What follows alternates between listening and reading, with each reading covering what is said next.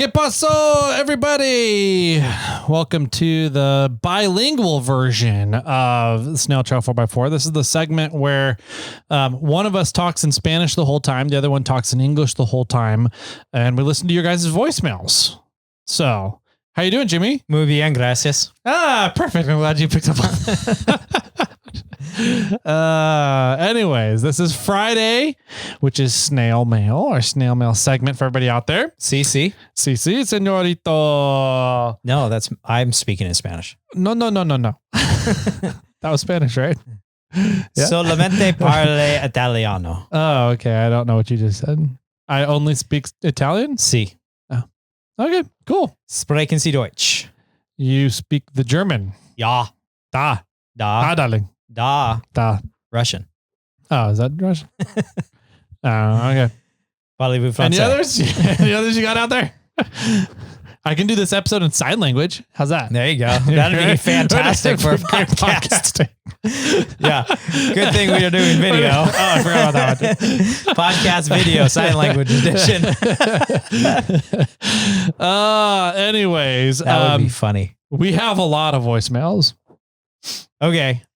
I'm ready for it. Let's see. We need to do like a lightning round, a speed round today, I think. We ended with 44 last time. We're at 55. Jeez. Okay. And 7 text messages. Oh, okay. Oh. 2 of them look like they're spam, so maybe 5 text messages. But we're gonna skip ahead in a voicemail. Yes, we need to skip ahead. I got a message. Where's that Australian number? From Charles Loch, saying that he actually called back in and explained fanny packs. There it is. Okay. All right. I got the only Australian number in the lineup right now.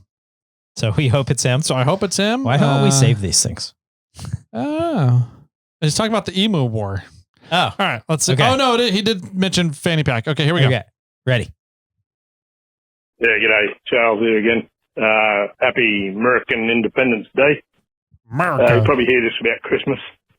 Just replying about the Emu War. Yeah, it's a thing. It happened. Not our proudest day. The emus did win. And the fanny pack.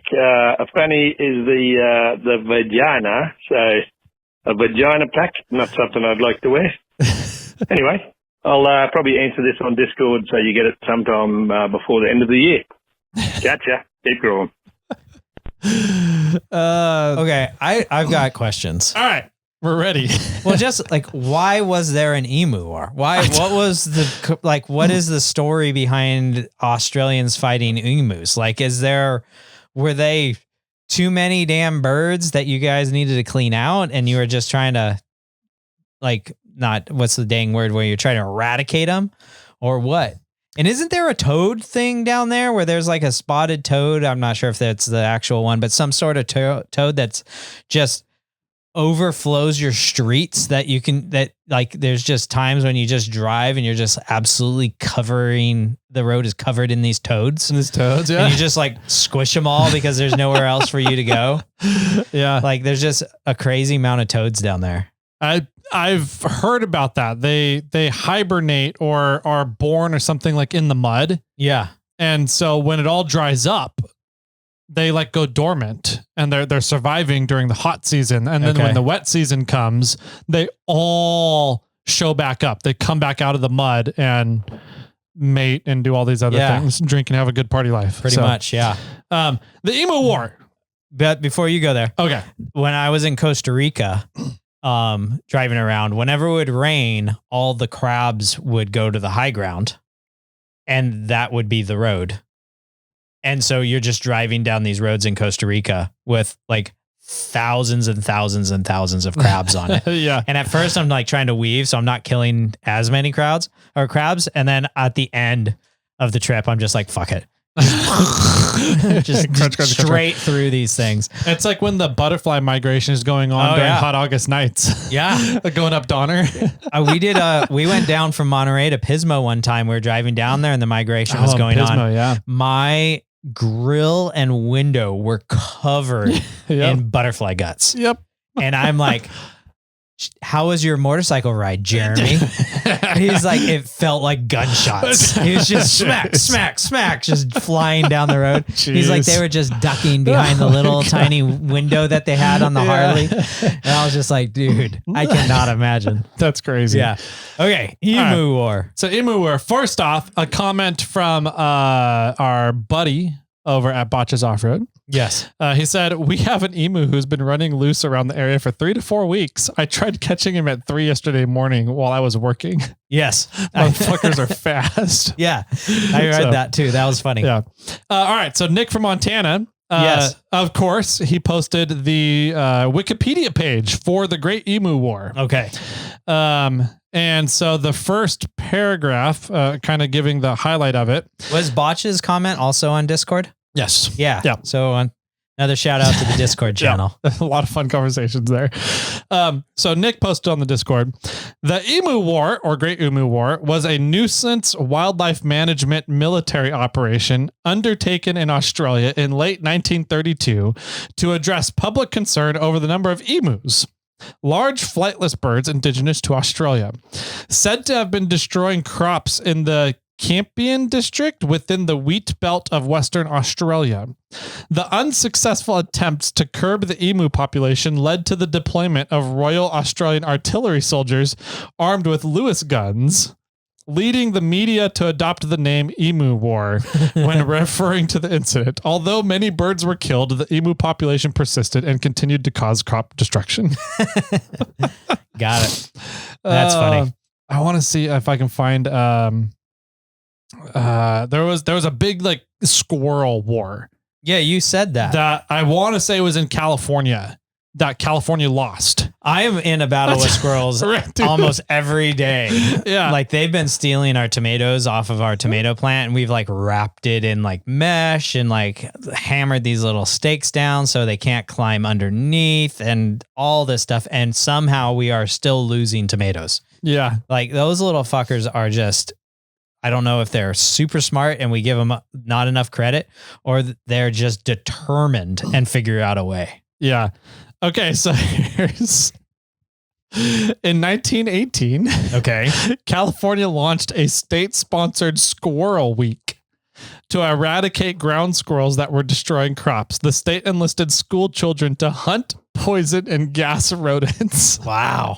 Framing the campaign as part of World War I, the government collected over $100,000 in squirrel tails. So they paid for squirrel tails. Yep. Wow. Yeah. The government paid kids for squirrel tails and all that. And we still have squirrels everywhere. Yep. There's a lot more information about it. If let me send that to the Discord. I'll send it to the Discord here. I'll copy. Cool. Where's the copy link address? Okay, cool. All right. So there you go. There's the little bit more about the Emu War and the Squirrel War, and more about fanny packs. There you are. Yeah. Rump. What do they call them?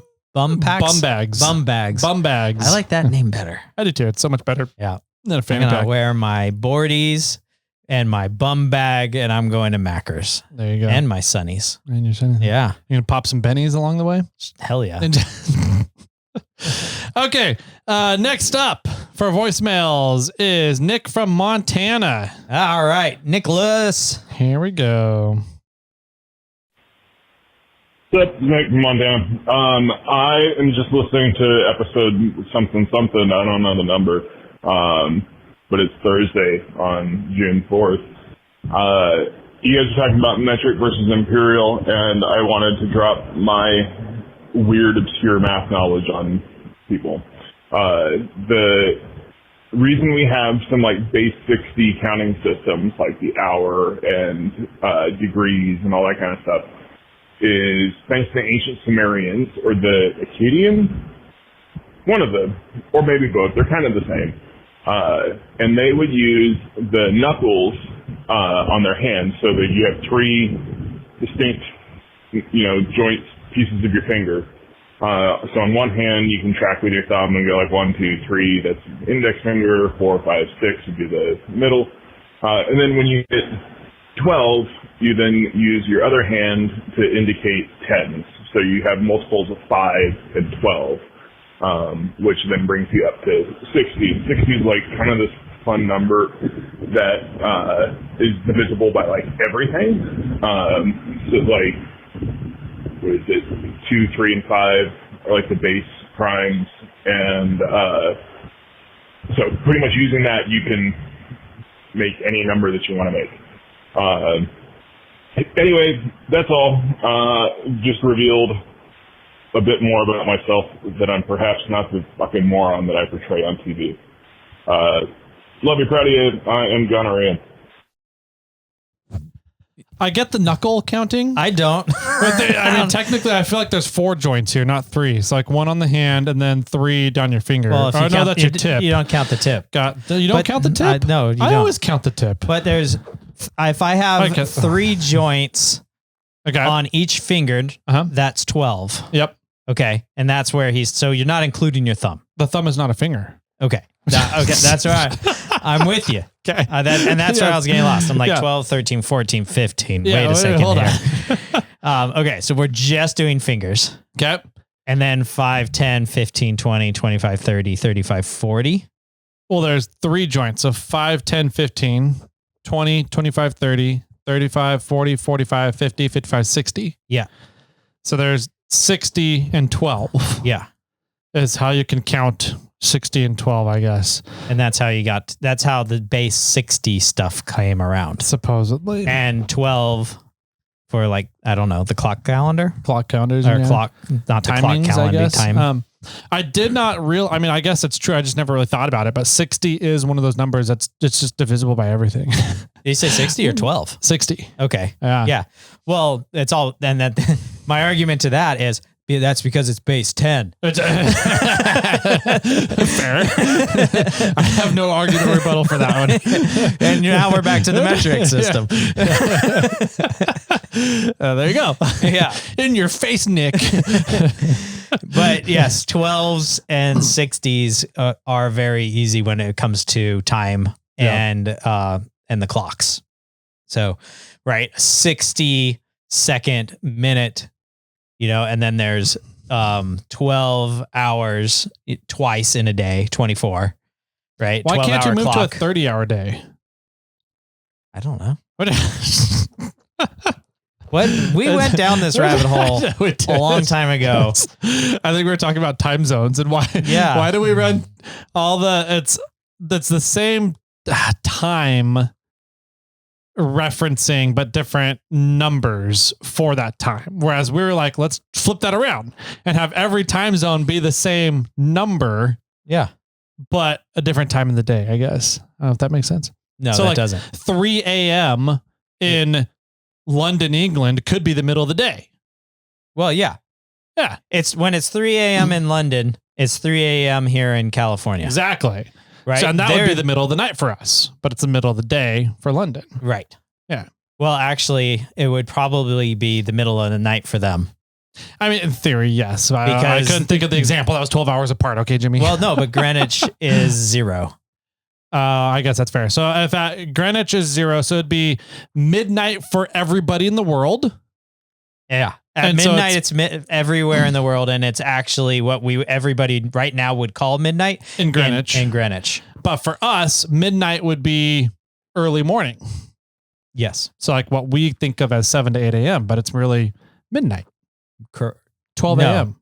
It would be 8 p.m., wouldn't it? We're backwards. Are we? I don't. We're 7 to 8 hours backwards. So yes, the midnight would be 2 to 3 p.m. here. Yes. So there you go. Be like kind of it'd be right. Yeah, it'd be the It's midnight right now, Jimmy. Late. Yeah, it would be late lunchtime. And we're just being facetious. I don't know if that would ever work, but it would put everybody on the same time. Well, so if you say you need to be somewhere at 4 p.m., everybody knows that 4 p.m. what that is for you. And it doesn't matter around the world where you are. It's always 4 p.m. Yeah. And one thing that's interesting. So China, and I don't know I think Rover Don might have said this too, but China has one time zone. Really? Yeah. All of China is on the same time. I didn't know that. So the real question is it working there? Seems to be working. Because if it's working in China, then it makes no reason that it couldn't work the rest of the way around the world. Yeah. I did not know that. Okay. It just would be that, like, you know, a certain section of China might need to wake up early or later, depending on the rise or fall of the sun. Yeah. But on the flip side, China is probably like, no, you guys are all waking up at 8 a.m. Yeah. No matter if it's day or night. Yeah. Right. So, yeah, it could be interesting. Yeah.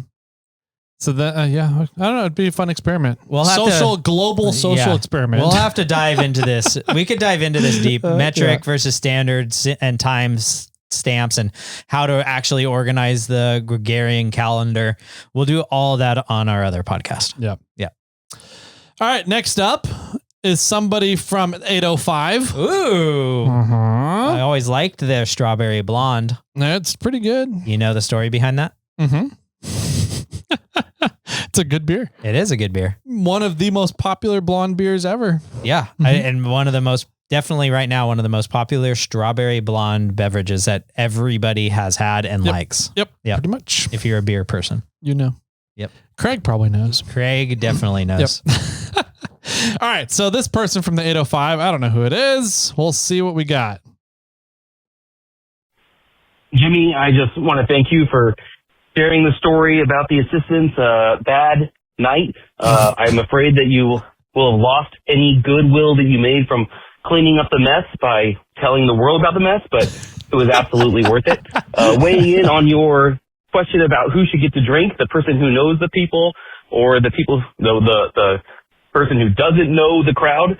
I think the problem with drinking, if you're the person who doesn't know the crowd, is then you're kind of the jackass that nobody knows that gets drunk. And you can just make a fool of yourself. Whereas if the person that everybody knows is getting drunk, it's just fun because everybody knows them already and it's not a big deal. Just being Jimmy. On another issue, I think everybody should go watch Tinkerer's Design. He's a guy on YouTube who does a lot of Toyota content. He did a fantastic video breaking down a couple different e-lockers versus an ARB. He tore them all apart, and it's really, really great. So I just want to give a shout out to him. All right. Hugs and kisses. Thanks. Bye. Oh, wait. I didn't say my name. This is, I don't know. I don't have a name. Gen Zac from Southern California. Also the one who has a pool business whenever you read out birthdays. All right. Nice. Hey, AZ Pool. AZ Pool. It's something like that. Yeah. AZ Pool Co. or whatever. Yeah. Fifth Gen Zac. Yeah, Zen Jack. Fifth Gen Zac. Yeah. You gave yourself a name. I don't know if that's allowed. I don't know if that's allowable. And second of all, my rebuttal is the assistant doesn't listen to this. Yeah, right? So I'm safe unless one of you guys, Someone's going to tell somebody her. brings it up. And then she'll just laugh. I'm just going to take that section of recording and just send that to her. You should. You could. Yeah. She would laugh. Okay, good. I think she has a good enough sense of humor to be like, yep, that was me. Yep. That's funny. But I don't agree with you and I don't disagree with you in regards to who gets to drink. I think that if you're the type of person that drinks and becomes a jackass, maybe you shouldn't be that. Then you might want to swap the roles. Yeah. But if you're the type of person that drinks and has a good time and is fun and, just wants to have a fun time, then I still feel that the person that is not accustomed, not knowing the crowd should be the drinker, because I think they'd be a little bit more relaxed and loose and willing to talk to people. Mm-hmm. And it should be the responsibility of the significant other to be like, you're drunk, we need to leave, which I probably should have done a few hours prior. Yeah. But she was having a good time, so let it run. There you go. Yep. So thank you, Pool Zac. So we're calling him Pool Zac. AZ Pool Zac. AZ Pool something. Like that, yeah. I have to pull. I have the birthdays up still. Yeah, they're still there. All right. I'm trying to give him a shout out here. Oh, if you're in Southern California, you need a pool guy. This is your man. Zac's your guy. Yeah. All right. Next up is Boondock Brian. Ooh, sweet. Haven't heard from you in a while. Here we go. Hey, what's up, guys? This is Boondock Haverlock Brian out from North Carolina. I am responding to Richard from Atlanta and his comment where he says he doesn't see very many generic Toyota builds. And in the rock crawling world, I would agree with that because IFS. So anything that has the IFS, it's a lot harder to build. It's a lot more expensive to build. So you're not going to see a generic rock crawler build like you do in the Jeep world where you frickin' throw some springs on it, some 37s or 40s, and hey, it's a rock crawler. Now, what you are going to find generic builds, and Richard, you're going to want to go search overland Toyotas. And I can say that because I have a generic Toyota build. And this also goes for your 3rd gen, 4th gen, 5th and 6th gen 4Runners, your 2nd and 3rd gen Tundras, your 2nd, 3rd and 4th gen Tacomas. Not so much the Tacomas because people aren't really building those that much, but I'm going to describe the build, and it's basically every single one of them. Front winch bumper, rear bumper, sometimes a high clearance, sliders, and you get your skid plates, and you get about a 2 to 3 inch lift and 33 to 35 inch tires everywhere. And I think Jimmy and Tyler are right when they say it really kind of happened with the bolt-on market. You got to do something to have yours stand apart from everybody. Mine is very generic. It has all those things on it. The only thing that makes mine a little different is the companies I chose to purchase my stuff from. They're smaller companies, local companies. I think 2 of them are out of the Midwest. One's out of North Carolina here. Other than that, it is kind of hard to get your truck to kind of stand out, but you know, just open your eyes. You'll find generic builds. I see them all the time. Hell, I drive one. Anyway, keep crawling. Yeah. I'm glad what he said as a generic build didn't really fit my truck. Yeah. And only because. Are you sure? Like Charlotte? Charlotte, yeah. Okay. I'm here. Why not? So I have a 2 to 3 inch lift. I have 33s. I have rock sliders. I don't have bumpers, front or rear or a winch.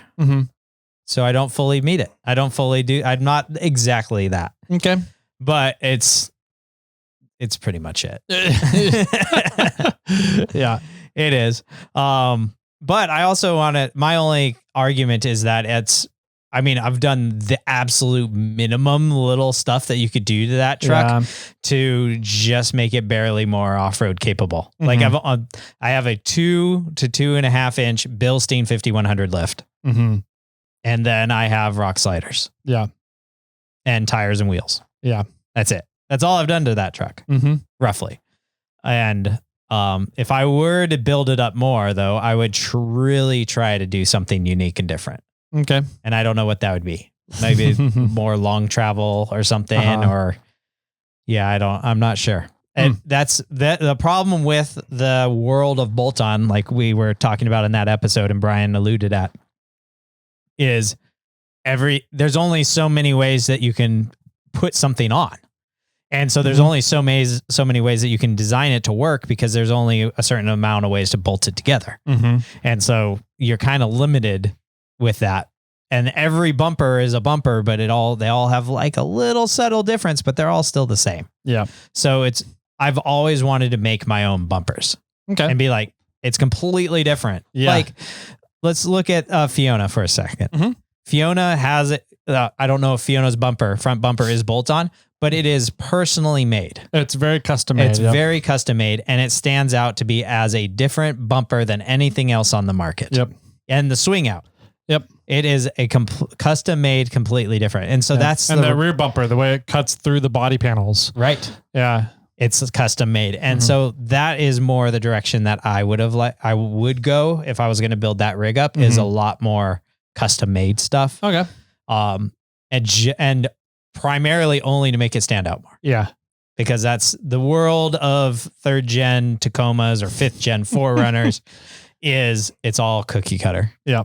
I agree. When you're in the rock crawling world, you've got to custom build things and make them to make it work. And I think that's the difference is when you start customizing it, it really has to be custom to make it stand out. Yeah. I keep telling, I think every time I go out on the Rubicon, there's some comment made about, oh, look at that vehicle. Look at that vehicle. And I still think that's one of my favorite things about going out on the Rubicon Trail is just sitting there and watching trucks. Oh yeah. And seeing what custom engineering choices everybody has chosen for their vehicle to be out there on the trail. Sure. I think it's a really fun thing. So yeah. We had, what's her name? Bailey. Yeah. Bailey was just here earlier. Bailey was here earlier today with her 3rd gen Tacoma. Sorry, 3rd gen 4Runner on 40s and full widths. Yep. And I'm looking under there. I'm like, okay, I'm in the middle of a build. I'm building shock towers. How did they do shock towers? Like it's a different platform, but it's still close enough that I swear they only have 12s in the front of that thing. I don't think it's very large. And the whole packaging, because it's 12s, it's not as high up as mine is. And they still were able to mount on top of the axle, and it's not interfering with anything because it's not going up as much as mine does. And they're still getting about 3 inches of up travel. And I'm like, interesting. So I'm trying to fit a bigger package into a smaller hole. You do that sometimes. I do. Yeah. And this is where I'm running into problems, but maybe I should switch my 14s and 12s to front and back. Switch my 14s in the rear. Maybe you're more willing to cut into the bed in the rear. So sure. Well, I'm willing to cut the fenders out anyway. That's true. Yeah. So I don't know. It was just interesting seeing how that build was done compared to mine. And I think a lot of it comes down to like, oh, that was just another 3rd gen 4Runner on full widths and 40s. But when you start looking at the inside, like looking at how did they do one thing or how they do another, a lot of it starts to become custom that way too. It is. Yeah. You talk about bumpers. I really like the way they did the winch bumper, her front bumper and her winch setup. I didn't look at it. Okay. It's essentially a cradle, right? Winch cradle that's in between the frame rails, but it's set so far back that they cut out the profile of the winch perfectly in the chrome bumper. Oh, so the chrome bumper and everything is still there. Yeah. But there's just this worn winch that's just perfectly cut out in the bumper on it. That's neat. It's pretty neat the way they did it. Yeah. They followed the arc for the tires for the wheel well up, and they carried it through the bumper. So it's like has this cutout also up there, which is pretty neat. Yep. So let's see. That's cookie cutter builds.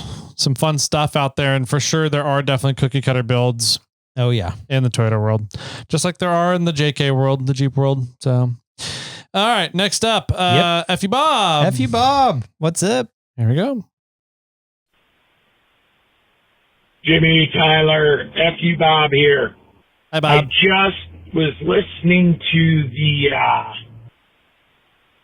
episode of SnailMail where they talked about merging and blinkers.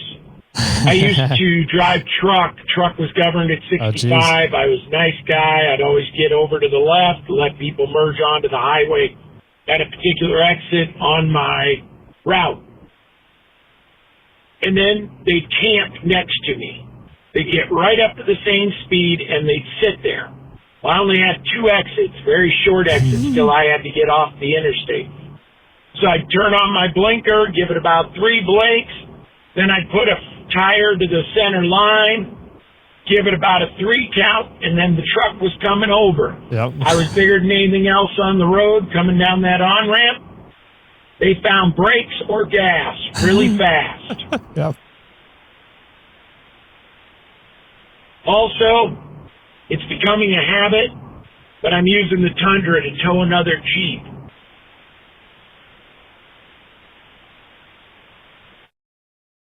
Okay. That was the end. All right. I feel that there's a problem there if you keep acquiring Jeeps, but as a truck, I was going to say, like, if I was a truck driver, I'd probably just drive in the middle of the lane the entire time.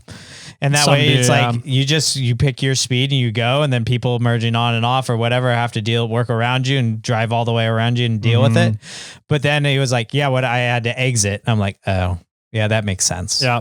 I mean, you be as courteous as you can, but at the same time, if you're being courteous and people around you are still like, no, fuck off, I'm moving over. I've got a much bigger vehicle. I will win this fight. I'm sorry. I've given you an opportunity. You're not returning it. So I'm Yeah. taking it now. So, I think it's hard to see the blinkers of semis if you're on the side of the semi.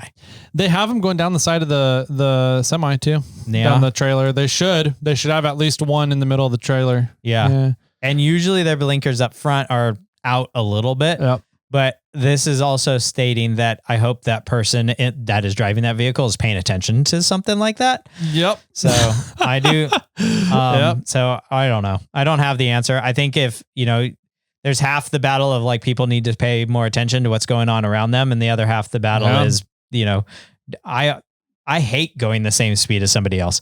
If I'm in the slow lane to the fast lane and I'm cruising and I'm going the same speed as the person next to me, I'm always speeding up just to get slightly ahead of them. Yep. Especially if you're a little ways back and you might be in the blind spot. Mm-hmm. And I'm like, I'm cruising the same speed as this person and he might not even know, or she might not even know I'm there. Yep. And so, changing accelerate. lanes into somebody's blind spot. I'm like, that's a big no-no for me. I will always avoid doing that as anytime I can. Yeah. I don't care how open the lane is. I will wait until another opportunity to change lanes into somebody's blind spot. Right. So I merged onto the freeway the other day and I looked over my shoulder. I looked in my mirror and I started merging into in this case, number 3 lane, the slow lane. Uh-huh. And I was probably halfway in the lane and I looked back in my mirror again and there's a big ass white Tundra there. I'm like, where'd you come from? Where the fuck did this come from? The only thing I could think of is they merged into the slow lane as you were merging on I the was freeway? moving from the freeway. And I'm like, good thing I double checked. Yeah. Because this person is in the way and they didn't move. They stayed. There was nobody else around really. And they stayed in that lane. And I pulled back over and accelerated more and pulled in front of them. Yeah. But I was just like, where did this guy come from? And maybe it was a blind spot thing. Yeah. And but it was a Gen 2 Tundra, big ass V8 5.7 version. Mm-hmm. I'm like, that's a big blind spot if that's the case, but I had no idea where this guy came from. Wow. So if you are listening, White Tundra, I apologize. Sorry. I did not see you. Yeah. All right. Bob called back. Okay.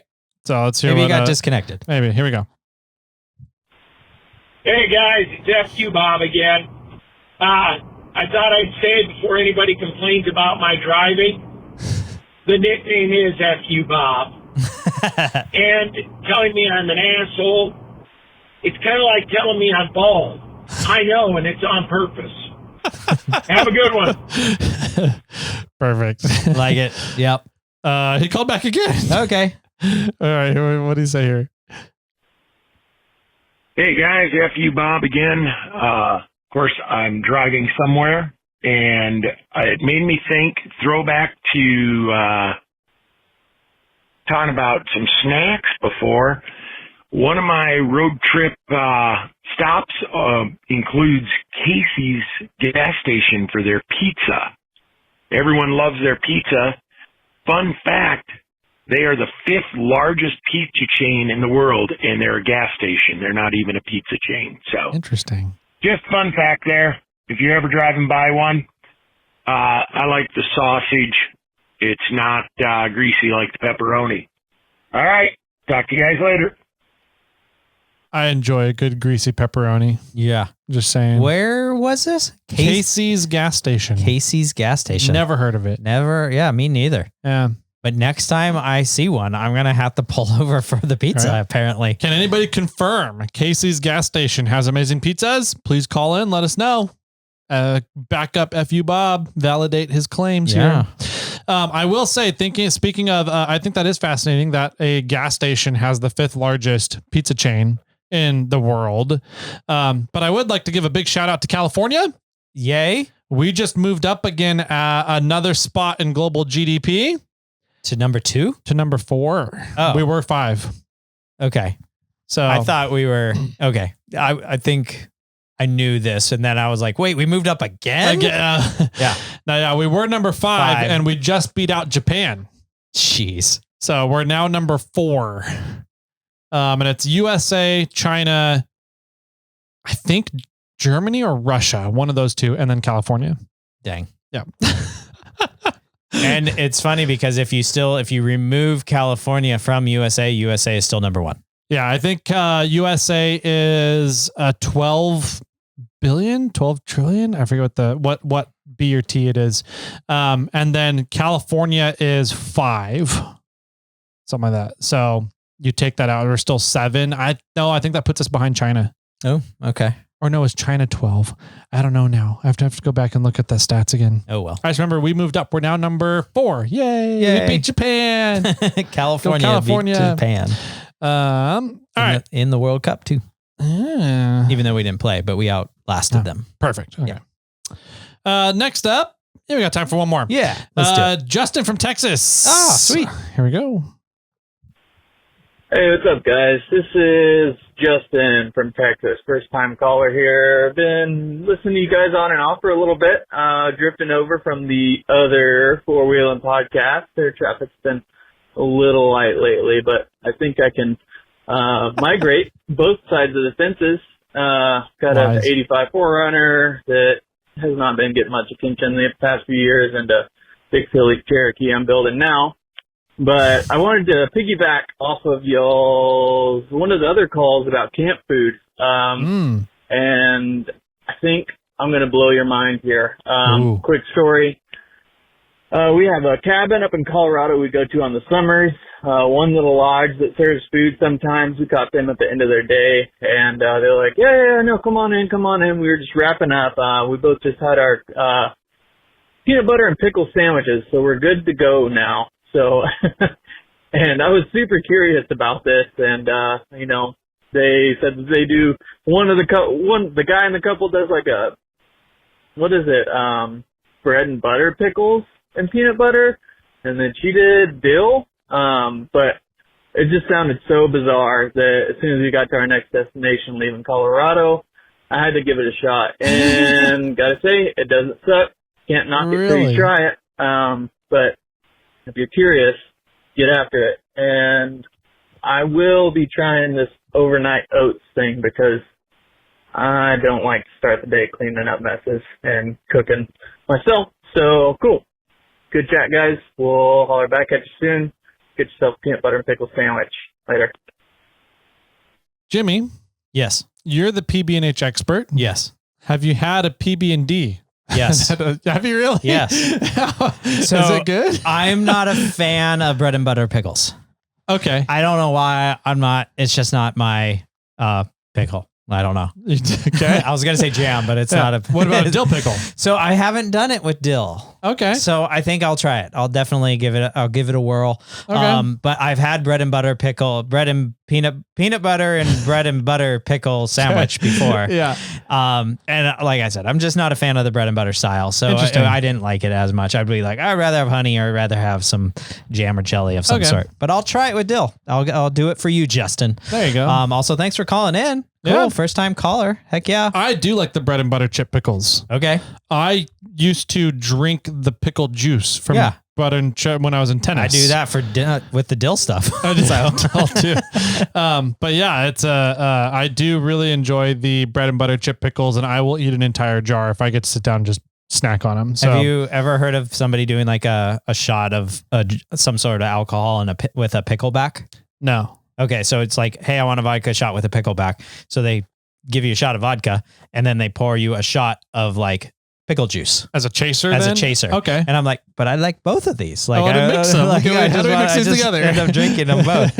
Yeah, I'm like, I want whiskey and a pickleback because I just want the pickle juice. But yeah, yeah, so that's pretty good. I'm glad you shared that. I believe I've added the overnight oats recipe to the episode, but maybe I'll write a blog article for it, and then I'll link that down here as well for you, Justin, so that you can have an easier way to see how everything is. Cool. Yeah. Speaking of blog articles, on Monday's episode, I did a blog article of our top 10 off-roading tips. Oh, as well. Nice. Yeah. Okay. Sweet. That should be doing pretty good. Let's do another one. Another one? Let's do another one. We got some catching up to do. All right. This is Sophia. Oh, girl listener? Oh no, it's a bad translation. No, it's a good translation. It's a Robocall. Robocall. Oh, bummer. She was wanting to call and edit videos. Did you want to talk to her? No, not again. Okay. How do I delete it? There we go. All right, Richard from Atlanta. Okay. There we go. Tyler, Jimmy, it's Richard from Atlanta. Man, I was listening to, I don't know, episode 713. Something came up about Days of Thunder. Tyler, I'm getting ready to go in on you. How the hell have you not seen that movie, sir? Robert Duvall, Nicole Kidman. Stop the car, Cole. Stop the car. Tom Cruise. Dude, it's an epic man movie. You need to go see or rent or download That Epic Man movie. So good. Just calling to give you hell about that. Surely everybody else that calls into the podcast has seen that movie. Tyler, have you heard of Top Gun? I'm just kidding. Heard of what? I had another topic, but what's that? I think I'm just going to keep it to this and not call back for another few days. That way I'm not leaving multiple subjects and having multiple calls. That way the snail mail can be efficient and effective in answering other people's questions. Anyway, y'all take care. Appreciate all the work y'all do, all the episodes. The Discord server seems to be popping at different points in time, so it's good information and insight and what people got going on in there, so it's kind of cool. I don't know. I'm kind of considering this one of my more lame voicemails, but whatever. Y'all have at it. See if you can answer it back. Tyler, go see that movie, sir. Y'all keep crawling. Well, damn, I thought of another topic. See y'all. Just write it down, Richard. Yeah. Write it down. Right. And call us back in 4 days. Yep. Or something like that. Yeah, I have not seen Days of Thunder. Apparently I need to. Have you heard of Top Gun? Top Shot? Top Gun. I've heard of Top Shot. What's that? It's a TV show of these expert marksmen that do all these different shooting competitions with all sorts of different systems, weapon systems. Oh. From atlatls to pistols to grenade launchers. Wow. Different kinds of rifles, snipers, all sorts of different things. Yeah. So, it's a really, really cool show, Top Shot. They do some very impressive things on that show. So what's top? You liar. Okay. You are such a bad liar. I'm not. You take that back. You seriously have never seen Days of Thunder, though? No, I haven't. Yeah. Have you seen, what's the one with Will Ferrell about driving the Shake and Bake video?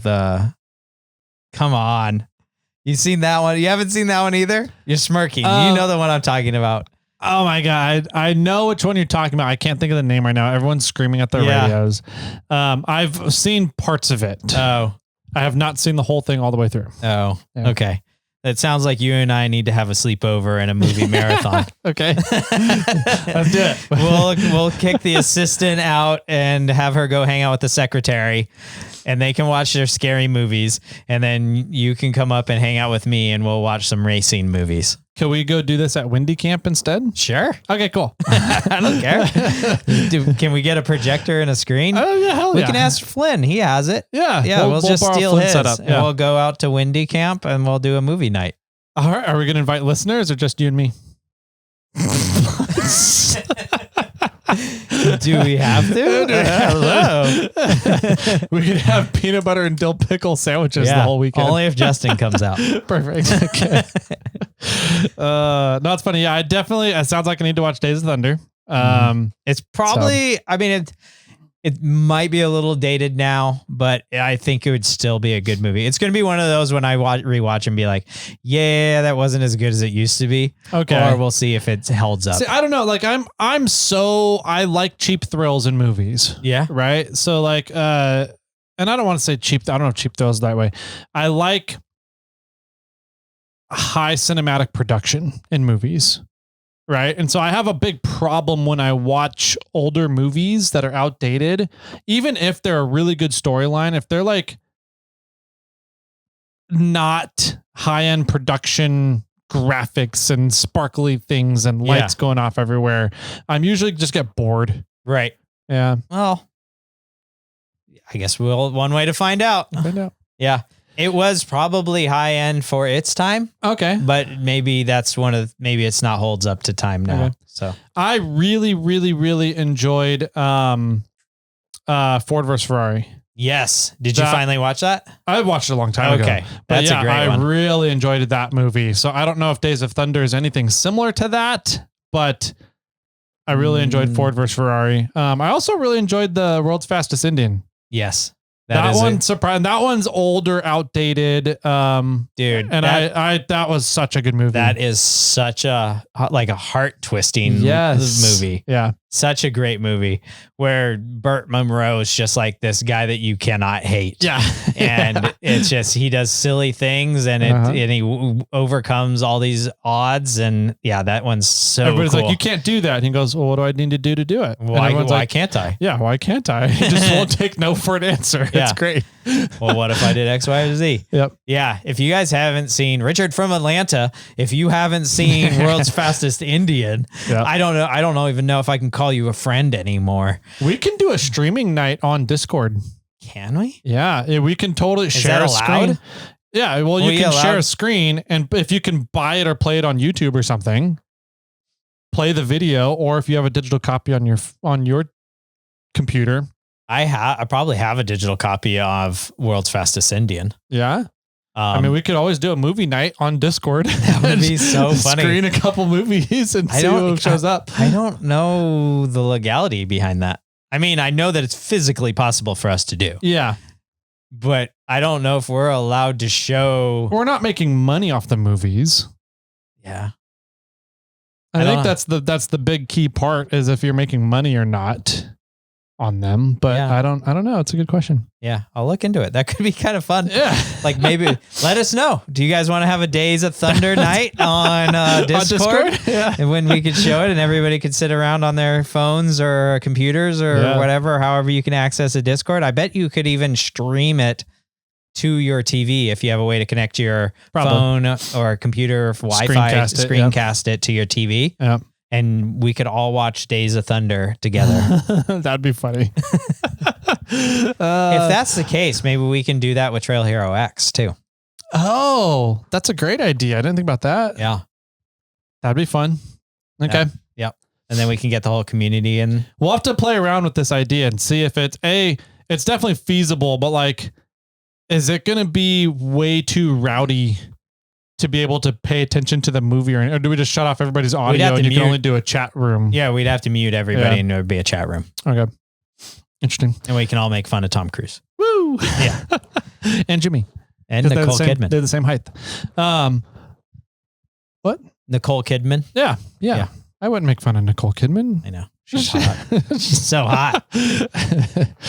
All right. That does it for Snail Mail today. Thank you, everybody, for calling in. Thank you for the great topics and entertainment and entertaining things to talk about. So if you guys want to call in and have feedback for us on anything from the Snail Trail 4x4 podcast, so Monday, Thursday, Discord, Friday's episodes, whatever it is, give us a call, 916-345-4744. Leave us a voicemail, and then we'll go over them like we did today and chat about Emu Wars, Squirrel Wars, Days of Thunder, fanny packs, and all sorts of fun things. So I think that does it, Jimmy. Sounds good. All right, then have a great weekend, everybody. We'll see you Monday.